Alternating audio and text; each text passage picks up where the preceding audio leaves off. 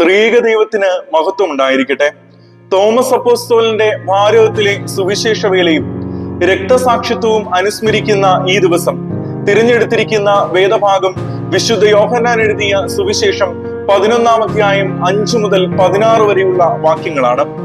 16-ാം വാക്യത്തിൽ അവനോടുകൂടെ മരിക്കേണ്ടതിന് നാമും പോക എന്ന് തോമസ് അപ്പോസ്തലൻ പറയുന്നതായി വായിക്കുന്നു. 10-ാം അധ്യായം 31 മുതൽ 39 വരെയുള്ള വാക്യങ്ങളിൽ യഹൂദന്മാർ യേശുവിനെ കല്ലെറിയുവാനും പിടിക്കുവാനും ഒക്കെ ശ്രമിക്കുന്നതും കാണാം. 8-ാം വാക്യത്തിൽ യേശു ബഥാനിയയിലേക്ക് പോകാമെന്ന് പറയുമ്പോൾ പിന്തിരിപ്പിക്കാൻ ശ്രമിക്കുന്ന ശിഷ്യന്മാരെയും കാണാം. നടന്നു നീങ്ങുന്നത് മരണത്തിലേക്കാണെങ്കിലും ഒപ്പം നിൽക്കുകയും കൂടെയുള്ളവരെയും അതിന് പ്രേരിപ്പിക്കുകയും ചെയ്തുകൊണ്ട് ശിഷ്യത്വത്തിന്റെ ധീരതയുടെ ഭാവമാണ് തോമസ് അപ്പോസ്തലൻ പ്രദർശിപ്പിച്ചത്. വെല്ലുവിളികളുടെ നടുവിലും ധൈര്യമുള്ള ശിഷ്യ സമൂഹമായിരിക്കാൻ ത്രിയേക ദൈവം നമ്മെ